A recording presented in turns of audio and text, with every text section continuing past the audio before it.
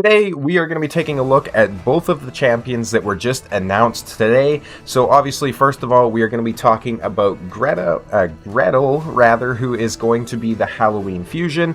And then we're also talking about Hansel, who is going to be a companion champion to the Fusion. Presumably going to be some sort of a guaranteed or like a Deck of Fate event or something like that. So let's go ahead and take a look at these champions and see if they do anything good and if it's worth your resources to try and get them. We have an A1, Evil Undone, attacks one enemy, has a 75% chance of placing the big version of Decreased Defense. If Hansel is on the same team, attacks all enemies instead, having a 50% chance of placing the big version of Decreased Defense on all enemies for 2 turns, also places an extra hit on enemies under any buffs. This is interesting. This is a very decent A1 for a champion, I think, even if you consider not having Hansel on the same team. So having a 75% chance of the big version of a decreased defense is going to make her very useful for something like Clan Boss, right? So Demon Lord Clan Boss. You can obviously use her against a lot of Doom Tower bosses if that's something you're trying to do. Decreased defense is still going to be useful pretty much anywhere inside the game. And then, of course, if you do manage to get Hansel with this, you're getting an AoE instead. The latest video I did was a review or a showcase on Phoenix, who has a mechanic where he has an extra hit if they're under any debuffs, right? So having this extra hit if they're under any buffs means that you could potentially double her damage output if she's going to be built very similar mechanically. Something else to talk about these champions is I do think, in my humble opinion, that the artwork team kind of dropped the ball on these guys. Both designs of the champions make them look more like epics as opposed to legendary champions, which is a bit of a shame, especially for, you know, a Halloween Fusion, something we only get once, once per year. And that being said, she is going to be a legendary attack champion, Force Affinity from the Sacred Order. Now, let's go ahead and hop into the A2. So it's going to attack one enemy 4 times on a 3-turn cooldown. The first hit will ignore 10%, second hit 15%, third hit 20%, and the fourth hit will ignore 25% of the defense. If it kills an enemy, resets the cooldown of the skill and fills this champion's turn meter by 50%. Now, I do think I'm quite a fan of this particular skill. Now, the reason for that being is any sort of a multi-hit champion is always good, right? So this is going to very effectively allow you to get around the UDK and take out any sort of a champion, especially something like a Rotos. It could easily help to counter something like a Galathier, where he essentially heals himself and prevents death one time, right? It's going to help you get around a Freya if you're struggling against her. So with her passive, where she's basically going to keep somebody alive and give them an instant turn if they would have died, it's going to help you mitigate that. This is going to be very, very useful, and I do think that this is actually going to be very useful inside the Hydra as well, especially if it hits hard. And the reason for that is, first of all, you're ignoring a lot of defense, which is always good, right? It's a single target hit. There's not as much damage mitigation for single target hits, and you're replicating more damage from a single target hit when enemies are under hex debuffs, for example. And we do also have over damage or overkill that's a thing in Hydra, right? So for example, if you have a decapitated head and they have, let's say, 50,000 HP left and they're about to be reincarnated, right? You could take this champion and you could slam into that head with all 4 of her hits. All 4 of them are still going to count towards your damage, and you're going to get very, very good damage levels, especially progressively as you go from like the 2nd to 4th hit, ignoring the extra defense. That is, of course, if she has a good multiplier on this. I'd like to see at least a 2.2, 2.5 multiplier per hit. So giving us about an 8 overall. I think that would really make her nice in today's meta. But we'll have to see how they do it, of course, right? Very useful for getting around like a reaction or something like that as well. Sacred Ritual, A3, attacks all enemies, decreases the turn meter of all enemies by 25%. If Hansel is on the same team, decreases the turn meters of all enemies by 50% instead, and the effect cannot be resisted. Then fills this champion's turn meter by 20% for each enemy alive after the attack. So worst case scenario, you're in arena, live arena, whatever, you don't kill anybody, they get reaction procs, you're still getting an 80% turn meter fill, which is pretty crazy. She has a passive here as well, fills this champion's turn meter by 50% whenever an enemy is granted an extra turn. So this is in fact going to work against mythical champions, because when they change to their second form or change back to their original form, that does count as getting an extra turn, right? So For example, Lady Mikage, if you've locked her out and she metamorphs into her second form, that is going to count as getting an extra turn. If Hansel Witch Hunter is on the same team, also fills their turn meter by 50% whenever an enemy is granted an extra turn. And in the active effect, if Hansel is on the same team and is killed by the enemy, she's going to instantly activate her A3 skill, which is pretty good. Now, she does finally have an aura of ally attack in all battles by 30%.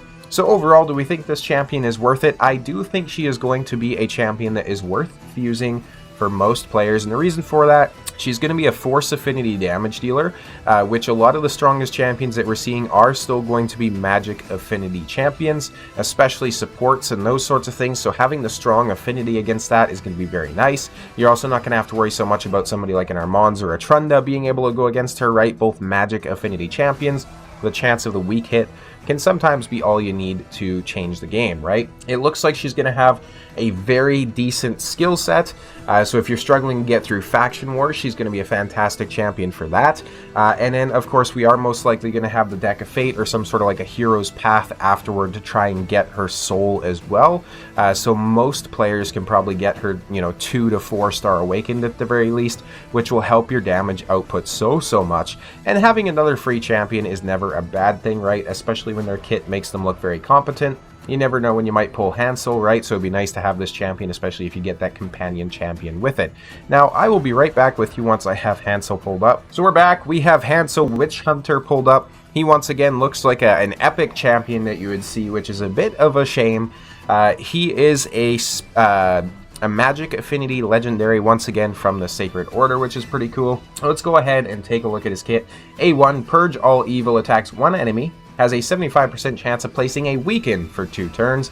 If Gretel is on the same team, attacks all enemies instead, 50% chance of the weaken for 2 turns, and places an extra hit on enemies under any debuff. So it's kind of the opposite of what we've seen from Gretel. So he's going to AoE with a weaken chance, she AoEs rather with a decreased defense.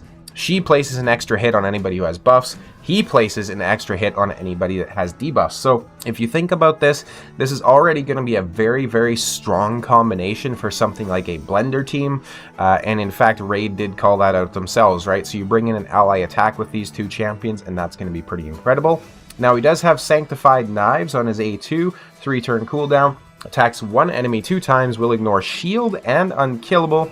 Grants an extra turn if the attack kills an enemy. This is probably going to be okay. We're not really seeing too many situations where an ignore shield is really going to be a meta-defining kit these days in the arena, and we're not seeing as many unkillable buffs inside the arena either, right? So, back in the day, this would have been good for countering something like Swift Parry, but we're not really seeing that anymore. We're more so just dealing with, block damages.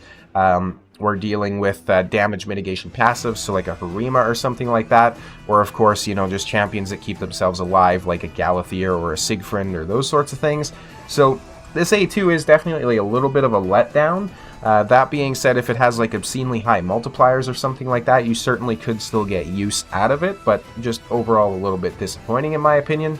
Baneful Burst, A3, 3-turn cooldown, attacks all enemies, will ignore 15% of each target's defense, also increases the cooldown of 1 random skill on each enemy by 2 turns, which is very nice. If Gretel is on the same team, will ignore 30% of each target's defense and will increase the cooldown of all enemy skills by 2 turns instead. This cooldown increasing effect cannot be resisted, so this part of the kit certainly makes him a very decent champion. So for example, if you're running the 2 of them in arena or something like that, right, having an irresistible cooldown increasing effect is pretty insane. It's basically like saying, hey, I have a warlord and he's going to increase your cooldowns and there's nothing you can do about it. Now, don't get me wrong, this guy is not as near as strong as Warlord, right? He'd be very similar to somebody like a Basher with that 2-turn increase, so he's not fully locking them out. It's essentially just going to be 1 turn that they have to cycle and then they're good to go again, right? So cooldown increase, they get a turn, they're on cooldown. Next turn, they're going to be off cooldown, right? So it's not incredibly powerful, but it certainly could still be enough to be a disruptor champion. Now, he isn't Void or anything like that, right? So he should be a little bit easier to pull than some of the Void champions that we've had. But that being said, he can also weak hit against Force Affinity champions. Now, Brotherly Bond, his passive, reflects all fear and true fear debuffs from this champion to the attacker. If Gretel is on the same team, also reflects all fear and true fear buffs back to the attacker that are placed on her. And in the active effect, if she's on the same team and is killed by the enemy, instantly activates the Baneful Burst, which is going to be his A3, of course, the cooldown increasing, and then he increases ally attack in arena battles by 33%.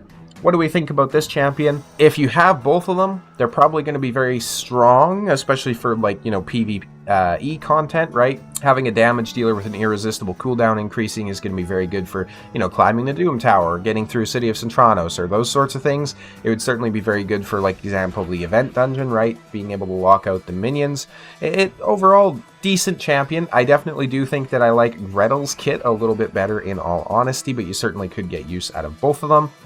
If this is a obscene guaranteed event for like 180 shards or something like that, I would say he's probably not going to be worth it, unless you know that you're going to get an extra legendary during that, or if you're doubling up during an event or something like that. Overall, I'm not going to be too bummed if I miss this champion. He could have insane multipliers, right, though, so he could turn out to be an insane damage-dealing champion, and if that's the case, my story might change on him, but I definitely do like the way the fusion looks.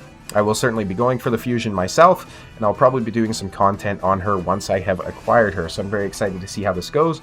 Let me know, of course, down in the comments what you guys think of these two champions. As always, thank you for watching, and I'll see you in the next video.